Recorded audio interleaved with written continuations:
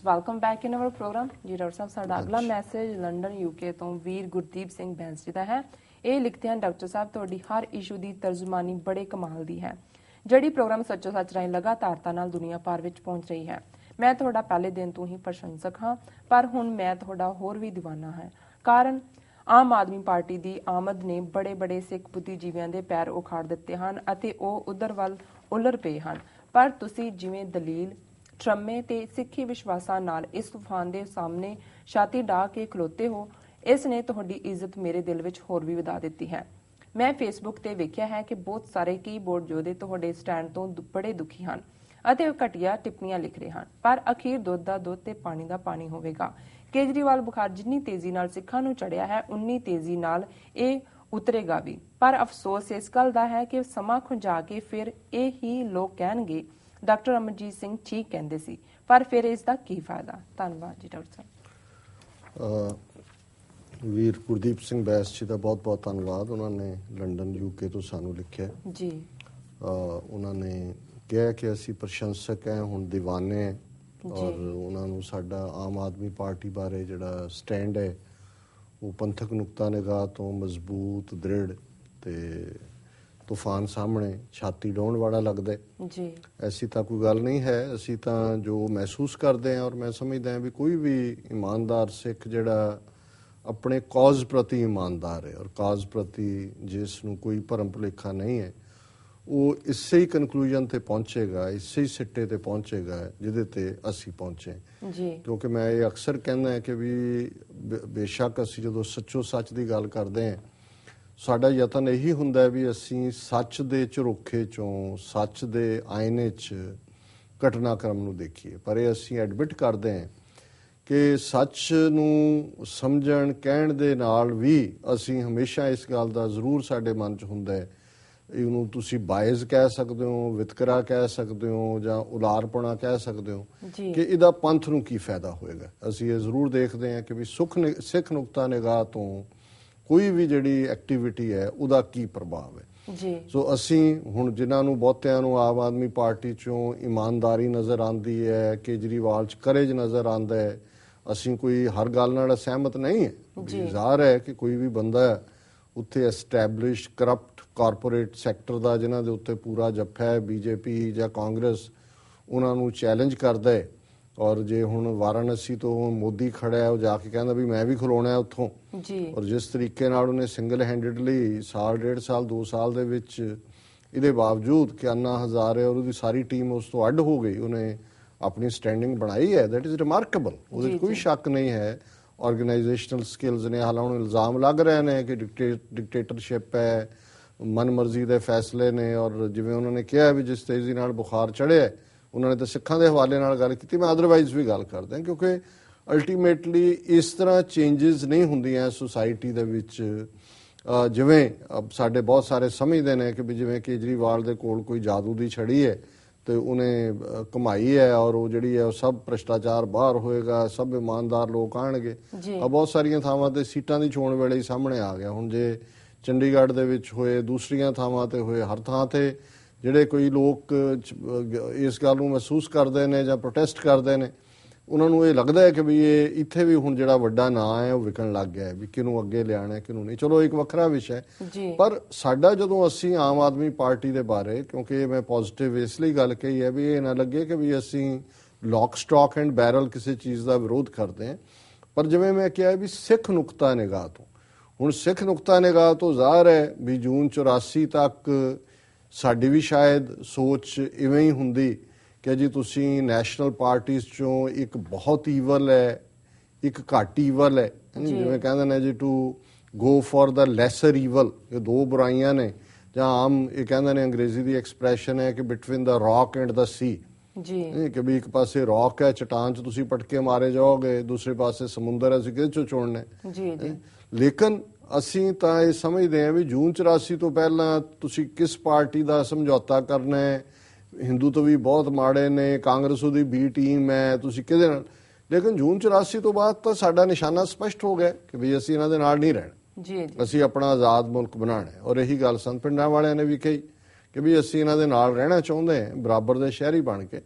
ਜਿੱਦਣ ਫੌਜ ਦੇ ਪੈਰ ਹਰਮੰਦਰ ਸਾਹਿਬ ਦੀ ਹਦੂਦ 'ਚ ਪਏ ਖਾਲਿਸਤਾਨ ਦੀ ਨੀਂਹ ਰੱਖੀ ਜਾਵੇਗੀ। ਸੋ ਮੈਂ ਆਪਣੇ ਇਹਨਾਂ ਵੀਰਾਂ ਨੂੰ, ਜਿਵੇਂ ਉਹਨਾਂ ਨੇ ਕਿਹਾ ਵੀ ਬਹੁਤ ਸਾਰੀਆਂ ਘਟੀਆ ਟਿੱਪਣੀਆਂ ਫੇਸਬੁੱਕ ਤੇ ਨੇ, ਉਹਨਾਂ 'ਚੋਂ ਇੱਕ ਦੋ ਬੜੇ ਰਿਸਪੈਕਟੇਬਲ ਵਕੀਲ ਲੁਧਿਆਣੇ ਦੇ ਜਿਹੜੇ ਸਾਡਾ ਅਦਰਵਾਈਜ਼ ਬਹੁਤ ਰਿਗਾਰਡ ਕਰਦੇ ਨੇ, ਬਹੁਤ ਪੋਜ਼ਿਟਿਵ ਵਿਊ ਰੱਖਦੇ ਨੇ, ਉਹਨਾਂ ਨੇ ਵੀ ਕਮੈਂਟ ਕੀਤਾ ਕਿ ਜੀ ਨਹੀਂ ਡਾਕਟਰ ਸਾਹਿਬ ਇਸ ਮਾਮਲੇ 'ਚ ਠੀਕ ਡਾਇਰੈਕਸ਼ਨ ਨਹੀਂ ਦੇ ਰਹੇ ਜੀ। ਹੁਣ ਜ਼ਾਹਰ ਹੈ ਵੀ ਉਹਨਾਂ ਸਾਰਿਆਂ ਦਾ ਝੁਕਾਅ ਜਾਂ ਉਲਾਰ ਹੋਏ ਨੇ ਉਸ ਪਾਸਿਓਂ। ਲੇਕਿਨ ਮੇਰਾ ਇਹ ਸਵਾਲ ਹੈ, ਇਹਨਾਂ ਸਾਰਿਆਂ ਹੀ ਜਿਹੜੇ ਨੈਗੇਟ ਵੀ ਕਰਦੇ ਨੇ, ਕ੍ਰਿਟਿਸਾਈਜ਼ ਵੀ, ਮੈਨੂੰ ਕਿਸੇ ਤੇ ਕੋਈ ਗਿਲਾ ਨਹੀਂ ਹੈ ਜਾਂ ਹਿਰਖ ਨਹੀਂ ਹੈ, ਉਹਨਾਂ ਦਾ ਹੱਕ ਹੈ ਆਪਣਾ ਓਪੀਨੀਅਨ ਹੋਣਾ। ਜੇ ਮੇਰਾ ਹੱਕ ਹੈ ਮੈਂ ਆਪਣਾ ਓਪੀਨੀਅਨ ਬਿਨਾਂ ਕਿਸੇ ਡਰ ਭੈ ਤੋਂ ਐਕਸਪ੍ਰੈਸ ਕਰਦਾ, ਤੇ ਉਹ ਵੀ ਜੇ ਵਿਰੋਧ 'ਚ ਵੀ ਨੇ ਉਹ ਐਕਸਪ੍ਰੈਸ ਕਰਦੇ ਨੇ, ਉਹਨਾਂ ਦਾ ਰਾਈਟ ਹੈ। ਪਰ ਮੈਂ ਇਹ ਸਵਾਲ ਜ਼ਰੂਰ ਪੁੱਛਣਾ ਚਾਹੁੰਦਾ ਵੀ ਇਹ ਸਾਰੇ ਜਿਹੜੇ ਨਾ ਪੱਖੀ ਕਮੈਂਟ ਕਰਨ ਵਾਲੇ ਨੇ ਜਾਂ ਜਿਹੜੇ ਆਮ ਆਦਮੀ ਪਾਰਟੀ ਵੱਲ ਝੁਕਾਅ ਰੱਖ ਰਹੇ ਨੇ, ਜਾਂ ਕਈ ਤਾਂ ਵਿੱਚ ਹੀ ਵੜ ਗਏ ਜਾ ਕੇ ਉਹਨਾਂ ਦੇ, ਇਹਨਾਂ ਤਾਂ ਪੱਗ ਦੇ ਉੱਤੋਂ ਦੀ ਟੋਪੀ ਪਾ ਲਈ, ਕਿਸੇ ਨੇ ਹੱਥ 'ਚ ਝਾੜੂ ਫੜਿਆ। ਹੁਣ ਕਈ ਐਸੇ ਨੇ ਜਿਹਨਾਂ ਦਾ ਹੱਥ ਤਾਂ ਫੜਿਆ, ਇੱਕ ਝਾੜੂ ਸਿਰ ਤੇ ਵੀ ਪੱਗ ਨਾਲ ਵੀ ਬੰਨ੍ਹਣਾ ਚਾਹੁੰਦੇ ਨੇ, ਉਹਨਾਂ ਨੂੰ ਮੁਬਾਰਕ, ਉਹ ਜਿਵੇਂ ਚਾਹੁੰਦੇ ਨੇ। ਪਰ ਮੈਂ ਆਪਣੇ ਜਿਹੜੇ ਪੰਥ ਪ੍ਰਸਤ ਲਾਈਨ ਵਾਲੇ ਨੇ, ਜਿਨ੍ਹਾਂ ਨੇ ਕਦੇ ਕੌਮੀ ਘਰ ਦੇ ਲਈ ਸੰਘਰਸ਼ ਦੇ ਵਿੱਚ ਥੋੜਾ ਬਹੁਤ ਹਿੱਸਾ ਪਾਇਆ ਜਾਂ ਹਮਦਰਦੀ ਰੱਖੀ, ਕਿ ਵੀ ਜਦੋਂ ਕਿਸੇ ਘਰ ਦੀ ਨੀਂਹ ਰੱਖ ਲਈਏ ਤੇ ਫਿਰ ਸਾਡਾ ਯਤਨ ਹੁੰਦਾ ਹੈ ਕਿ ਵੀ ਉਸ ਘਰ ਨੂੰ ਮੁਕੰਮਲ ਕਰਨਾ। ਫਿਰ ਤੁਸੀਂ ਆਲੇ ਦੁਆਲੇ ਨਹੀਂ ਦੇਖਦੇ, ਫਿਰ ਤੁਸੀਂ ਨਹੀਂ ਦੇਖਦੇ ਕਿ ਕਿਰਾਏ ਦੇ ਮਕਾਨ 'ਚ ਜਾ ਕੇ ਰਹਿ ਲਈਏ, ਵੀ ਜੀ ਛੱਡੀਏ ਨੀਹਾਂ ਪਈ ਰਹਿਣ ਦਈਏ ਜਿਵੇਂ ਹੀ ਨੇ। ਸੋ ਮੈਂ ਇਹ ਮਹਿਸੂਸ ਕਰਦਾ ਹਾਂ ਕਿ ਕੇਜਰੀਵਾਲ ਜਾਂ ਆਮ ਆਦਮੀ ਪਾਰਟੀ ਨੇ, ਔਰ ਉਹਨੂੰ ਇਹ ਉਹਦੀ ਇਮਾਨਦਾਰੀ ਵੀ ਹੈ ਕਿ ਉਹਨੇ ਤਾਂ ਨਹੀਂ ਸਿੱਖਾਂ ਨੂੰ ਕੋਈ ਲਾਰਾ ਲਾਇਆ ਜੀ ਕਿ ਜੇ ਮੇਰੀ ਹਕੂਮਤ ਆ ਗਈ ਤਾਂ ਮੈਂ ਤੁਹਾਨੂੰ ਸਿੱਖ ਹੋਮਲੈਂਡ ਦੇ ਦਿਆਂਗਾ। ਉਹਨੇ ਦੋ ਤਿੰਨ ਗੱਲਾਂ ਕੀਤੀਆਂ, ਉਹਨੇ ਇੰਪਲੀਮੈਂਟ ਵੀ ਕੀਤੀਆਂ। ਜੇ ਉਹਨੇ ਕਿਹਾ ਕਿ ਜੀ ਅਸੀਂ ਸਪੈਸ਼ਲ ਇਨਵੈਸਟੀਗੇਟਿਵ ਟੀਮ ਬਣਾਵਾਂਗੇ, ਉਹਦੀ ਸਰਕਾਰ ਨਹੀਂ ਚੱਲੀ ਪਰ ਘੱਟੋ ਘੱਟ ਉਹਨੇ ਉਹ ਕਰ ਦਿੱਤਾ। ਪ੍ਰੋਫੈਸਰ ਭੁੱਲਰ ਦੇ ਮਾਮਲੇ 'ਚ ਰਿਪਰੈਜ਼ੈਂਟੇਸ਼ਨ ਸੁਪਰੀਮ ਕੋਰਟ ਦੂਜੇ ਨੂੰ ਦੇ ਦਿੱਤੀ। ਪਰ ਕੀ ਇਹ ਸਿੱਖਾਂ ਦੀਆਂ ਮੰਗਾਂ ਸੀ? ਕਿਉਂ ਨਵੰਬਰ 84 ਵਾਪਰਿਆ? ਇਸ ਲਈ ਕਿ ਅਸੀਂ ਆਪਣੇ ਹੱਕ ਆਜ਼ਾਦੀ ਮੰਗਦੇ ਸੀ, ਇਸ ਲਈ ਘੱਲੂਘਾਰਾ ਜੂਨ 84 ਦਾ ਵਾਪਰਿਆ ਕਿ ਅਸੀਂ ਆਪਣੇ ਹੱਕਾਂ ਲਈ ਖਲੋਤੇ ਸੀ। ਹੁਣ ਜਿਸ ਗੱਲ ਤੋਂ ਗੱਲ ਸ਼ੁਰੂ ਹੋਈ, ਜੇ ਅਸੀਂ ਉਹਨੂੰ ਛੱਡ ਕੇ ਕਹੀਏ ਜੀ ਉਹ ਨਵੰਬਰ 84 ਵਾਲਿਆਂ ਨੂੰ ਸਜ਼ਾਵਾਂ ਦੇ ਦੇਗਾ ਔਰ ਦੂਜਾ ਹੋ ਜਾਏਗਾ, ਇਹ ਬਹੁਤ ਵੱਡਾ ਕੰਮ ਹੈ। ਇਹ ਤਾਂ ਭਗੌੜਾਪਨ ਹੈ ਜੀ, ਕਿਉਂਕਿ ਉਸ ਦਾ ਏਜੰਡਾ ਕੇਜਰੀਵਾਲ ਦਾ ਬੜੀ ਸਪਸ਼ਟਤਾ ਦੇ ਨਾਲ ਜਿਹੜਾ ਉਹ ਦੇਸ਼ ਦੀ ਏਕਤਾ ਅਖੰਡਤਾ ਨੂੰ ਮਜ਼ਬੂਤ ਕਰਨਾ ਹੈ। ਭਾਰਤ ਮਾਤਾ ਕੀ ਜੈ, ਵੰਦੇ ਮਾਤਰਮ ਹੈ, ਔਰ ਉਹਨੇ ਉਸ ਕਿਸਮ ਦਾ ਹੀ ਪਹਿਰਾਵਾ, ਗਾਂਧੀ ਟੋਪੀ, ਉਹਦਾ ਤਾਂ ਇੰਨਾ ਕੁ ਕੰਸਰਨ ਹੈ ਕਿ ਵੀ ਇਹ ਜਿਹੜਾ ਸਿਆਸਤ ਦੇ ਵਿੱਚ ਜਿਹੜੇ ਵੱਡੇ ਲੋਕ ਆ ਕੇ ਜਿਨ੍ਹਾਂ ਨੇ ਟੇਕ ਓਵਰ ਕੀਤਾ ਜੀ, ਉਹ ਪਾਵਰ ਜਿਹੜੀ ਹੈ ਕਾਮਨ ਬੰਦੇ ਤੱਕ ਜਾਏ। ਪਰ ਜਿਵੇਂ ਮੈਂ ਅੱਗੇ ਵੀ ਕਿਹਾ ਸੀ ਵੀ ਹੁਣ ਹੌਲੀ ਹੌਲੀ ਕੇਜਰੀਵਾਲ ਦੇ ਆਪਣੇ ਵੀ ਜਿਹੜੇ ਸਾਥੀ ਸਹਿਯੋਗੀ ਨੇ ਕਹਿਣ ਲੱਗ ਗਏ, ਜਿਵੇਂ ਹੁਣ 2-3 ਬਿਗ ਡਿਨਰ ਕੀਤੇ ਨੇ ਕੇਜਰੀਵਾਲ ਨੇ, ਨਾਗਪੁਰ 'ਚ ਕੀਤਾ, ਬੰਗਲੌਰ 'ਚ ਕੀਤਾ, 25-25 ਹਜ਼ਾਰ ਰੁਪਈਆ ਮਿਨੀਮਮ ਸੀ, ਔਰ ਉਹਦੇ 'ਚ 50-50 ਲੱਖ ਰੇਜ਼ ਕੀਤਾ। ਹੁਣ ਉਹ ਆਮ ਆਦਮੀ ਨੇ ਤਾਂ ਨਹੀਂ ਦਿੱਤੇ, ਹੈ ਹੀ ਨਹੀਂ। ਆਮ ਆਦਮੀ ਤਾਂ ਉੱਥੇ ਰੋਟੀ ਕੱਪੜਾ ਮਕਾਨ ਨਹੀਂ ਹੈ ਉਹਦੇ ਕੋਲ। ਸੋ ਜਿਹੜਾ ਹੁਣ ਤੁਹਾਡਾ ਕਾਰਪੋਰੇਟ ਸੈਕਟਰ ਹੋਏ ਜਾਂ ਇਹ ਵਪਾਰੀ ਹੋਣ ਜਾਂ ਹੋਰ ਧਨਾੜ ਹੋਣ, ਤੁਹਾਡੀ ਫੰਡਿੰਗ ਫਾਈਨੈਂਸਿੰਗ ਕਰਦੇ ਨੇ, ਉਹੀ ਅਲਟੀਮੇਟਲੀ ਪਾਵਰ ਦਾ ਕੇਕ ਵੀ ਲੈਣਗੇ। ਸੋ ਬਹੁਤਾ ਕੁਝ ਚੱਲਣਾ ਨਹੀਂ ਹੈ ਈਵਨ ਉਸ ਹਵਾਲੇ ਨਾਲ ਵੀ ਜਿਹਦੇ ਤੋਂ ਇਹਨਾਂ ਨੂੰ ਲੱਗਦਾ ਵੀ ਸਿਸਟਮ ਨੂੰ ਕਲੀਨ ਕਰ ਦੇਗਾ ਕੇਜਰੀਵਾਲ। ਪਰ ਸਿੱਖ ਹਵਾਲੇ ਤੋਂ ਤਾਂ ਮੈਨੂੰ ਨਹੀਂ, ਕੁਝ ਵੀ ਨਹੀਂ ਹੈ ਐਸਾ ਕਿ ਜਿਹਦੇ ਚੋਂ ਤੁਸੀਂ ਦੇਖ ਸਕੋ ਕਿ ਇਹਦੇ ਨਾਲ ਕੋਈ ਕੌਮੀ ਘਰ, ਕੋਈ ਸਿੱਖ ਕੌਮ ਦੀ ਜਿਹੜੀ ਮੁੱਢਲੀ ਲਾਈਨ ਹੈ ਜਿਸ ਤੋਂ ਸਾਰੀ ਮੂਵਮੈਂਟ ਸ਼ੁਰੂ ਹੋਈ, ਧਰਮ ਯੁੱਧ ਮੋਰਚਾ ਸ਼ੁਰੂ ਹੋਇਆ, ਕੇਜਰੀਵਾਲ ਨੇ ਕਿਤੇ ਨਹੀਂ ਕਿਹਾ ਵੀ ਉਹ ਆਟੋਨੋਮਸ ਸਿਸਟਮ ਬਣਾ ਦੇਗਾ। ਉਹਨੇ ਕਿਤੇ ਨਹੀਂ ਕਿਹਾ ਕਿ ਜੀ ਸਿੱਖਾਂ ਦੇ, ਉਹ ਕਹਿੰਦਾ ਜੀ ਹਰ ਇੱਕ ਨੂੰ ਇੱਕੋ ਜਿਹੇ ਹੱਕ ਹੋਣਗੇ। ਹੁਣ ਹਰ ਇੱਕ ਨੂੰ ਇੱਕੋ ਜਿਹੇ ਹੱਕ ਤਾਂ ਪਹਿਲਾਂ ਵੀ ਸੰਵਿਧਾਨ ਨੇ ਦਿੱਤੇ ਹੋਏ ਨੇ, ਇੰਪਲੀਮੈਂਟ ਕੌਣ ਕਰਦਾ ਇੱਕੋ ਜਿਹੇ ਹੱਕ?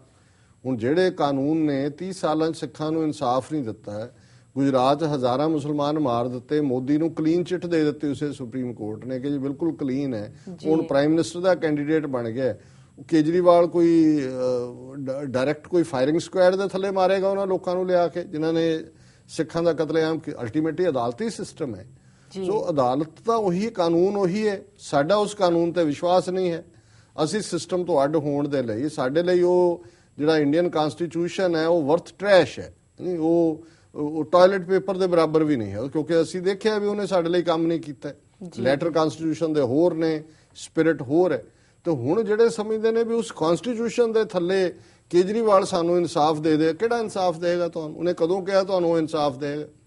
ਇਨਸਾਫ ਦੇਣਾ ਸਿਰਫ ਉਹ ਸਜ਼ਾਵਾਂ ਚਾਰਾਂ ਨੂੰ ਦੇਣ ਤੱਕ ਹੈ। ਇਨਸਾਫ ਤਾਂ ਇਹ ਸੀ ਕਿ ਸਾਡੇ ਜਿਹੜੇ ਹੱਕ ਨੇ, ਅਸੀਂ ਥਰਡ ਪਾਰਟੀ ਸੀ, ਕਿਵੇਂ ਸਾਡੇ ਨਾਲ ਧੱਕਾ ਹੋਇਆ, ਕਿਵੇਂ ਅਸੀਂ ਜੂਨ 84 ਤੋਂ ਬਾਅਦ ਆਪਣੇ ਆਜ਼ਾਦ ਮੁਲਕ ਦਾ ਮਤਾ ਕੀਤਾ। ਸੋ ਸਾਡਾ ਇੱਕ ਕ੍ਰਾਈਟੇਰੀਆ ਹੈ, ਔਰ ਜੇ ਇਸ ਕ੍ਰਾਈਟੇਰੀਆ ਤੇ ਕੋਈ ਨਹੀਂ ਟਿਕਦਾ, ਹਾਂਜੀ, ਜਿਵੇਂ ਕਬੀਰ ਸਾਹਿਬ ਨੇ ਫਰਮਾਇਆ ਕਿ ਕਬੀਰਾ ਜਿਹੜਾ ਉਹਨਾਂ ਦੀ ਇੱਕ ਤੁਕ ਹੈ ਕਿ ਵੀ ਝੂਠਾ ਟਿਕੇ ਨਾ ਕੋਏ, ਜਿਹੜੀ ਇਹ ਕਸੌਟੀ ਹੈ, ਕਬੀਰ ਕਸੌਟੀ ਰਾਮ ਕੀ, ਝੂਠਾ ਟਿਕੇ ਨਾ ਕੋਏ ਜੀ, ਕਿ ਵੀ ਇਹ ਰਾਮ ਦੇ ਨਾਂ ਦੀ ਕਸੌਟੀ ਇੱਥੇ ਕਿਸੇ ਝੂਠੇ ਨੇ ਟਿਕਣਾ ਨਹੀਂ ਹੈ।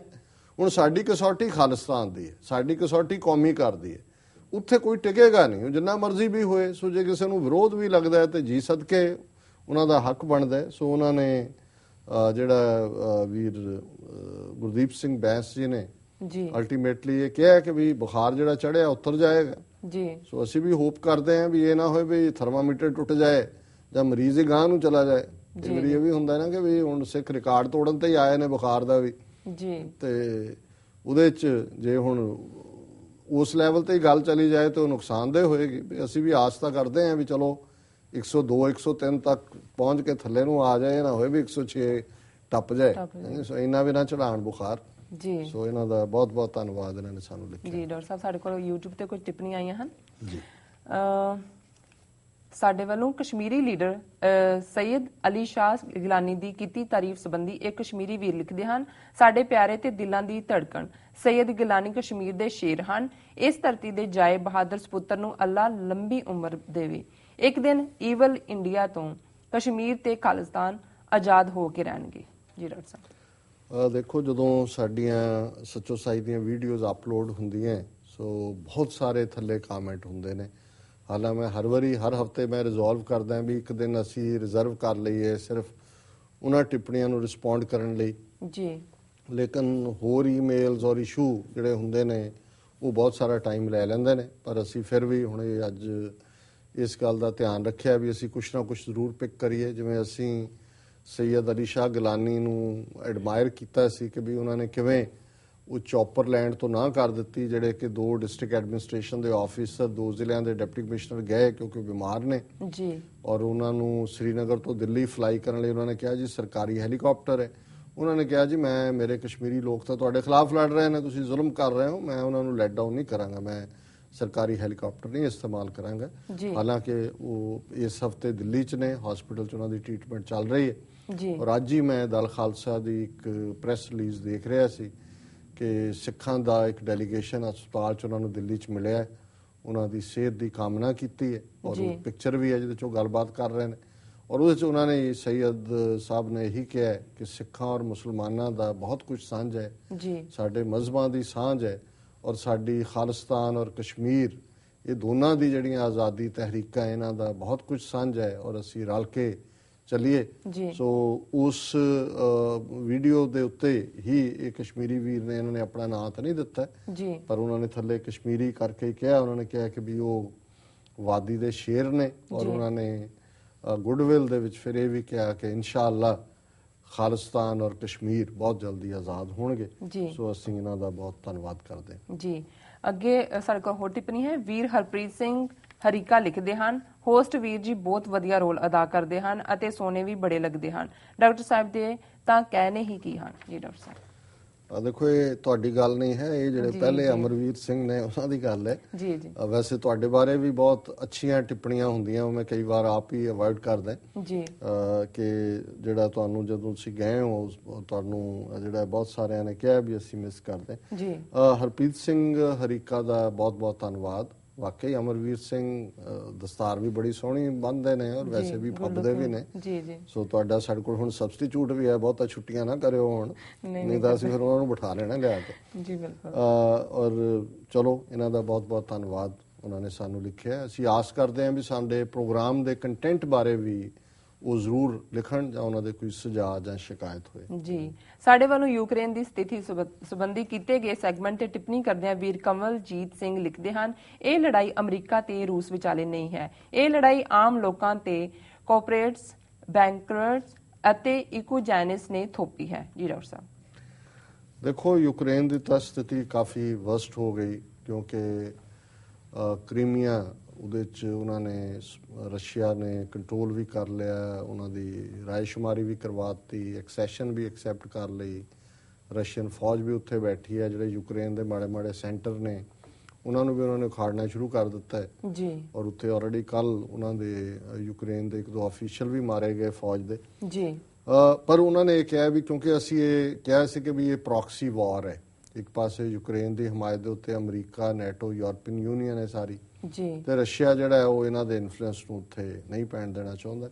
ਸੋ ਇਹਨਾਂ ਦਾ ਖਿਆਲ ਹੈ ਵੀ ਇਹ ਕਾਰਪੋਰੇਟ ਸੈਕਟਰ ਦੀ ਔਰ ਵੱਡੇ ਜਿਹੜੇ ਨੇ, ਦੇਖੋ ਅਲਟੀਮੇਟਲੀ ਪ੍ਰੌਕਸੀ ਵਾਰ 'ਚ ਵੀ ਲੜਾਈ ਤਾਂ ਅਲਟੀਮੇਟਲੀ ਪੈਸੇ ਦੀ ਹੈ, ਉਹਦੇ 'ਚ ਕੋਈ ਸ਼ੱਕ ਨਹੀਂ ਹੈ ਕਿ ਜਿਹੜਾ ਕਾਰਪੋਰੇਟ ਸੈਕਟਰ ਹੈ ਉਹ ਵੱਡਾ ਰੋਲ ਅਦਾ ਕਰਦਾ ਹੈ, ਦੂਸਰੇ ਵੀ ਜਿਹੜੇ ਫੈਕਟਰ ਉਹਨਾਂ ਨੇ ਕਹੇ ਨੇ ਜੀ। ਬਟ ਜਿਹੜਾ ਜ਼ਾਹਰਾ ਤੌਰ ਤੇ ਹੁਣ G8 ਚੋਂ ਕੱਢ ਕੇ ਉਹਨੂੰ ਸਸਪੈਂਡ ਕੀਤੀ ਹੈ ਰਸ਼ੀਆ ਦੀ ਮੈਂਬਰਸ਼ਿਪ, ਹੋਰ ਪ੍ਰੈਸ਼ਰ ਨੇ, ਸੋ ਕੁੱਲ ਮਿਲਾ ਕੇ ਅਲਟੀਮੇਟਲੀ ਭਾਵੇਂ ਕਾਰਪੋਰੇਟ ਸੈਕਟਰ ਹੀ ਐਕਟਿਵ ਹੈ ਪਰ ਕਰਦਾ ਤਾਂ ਥਰੂ ਦਾ ਪੋਲੀਟੀਕਲ ਸਿਸਟਮ ਹੀ ਹੈ। ਜੀ ਜੀ। ਸੋ ਇਹਨਾਂ ਦਾ ਬਹੁਤ ਬਹੁਤ ਧੰਨਵਾਦ ਵੀਰ ਕਮਲਜੀਤ ਸਿੰਘ ਜੀ ਦਾ ਵੀ ਉਹਨਾਂ ਨੇ ਪ੍ਰੋਗਰਾਮ ਨੂੰ ਦੇਖਿਆ ਔਰ ਉਸ ਤੇ ਟਿੱਪਣੀ ਵੀ ਕੀਤੀ। ਜੀ ਡਾਕਟਰ ਸਾਹਿਬ, ਇਸ ਨਾਲ ਨੇ ਬ੍ਰੇਕ। ਵੀਅਰਸ, ਅਸੀਂ ਕਿਤੇ ਨਹੀਂ ਜਾਣਾ, ਮਿਲਦੇ ਹਾਂ ਛੋਟੇ ਬ੍ਰੇਕ ਤੋਂ ਬਾਅਦ।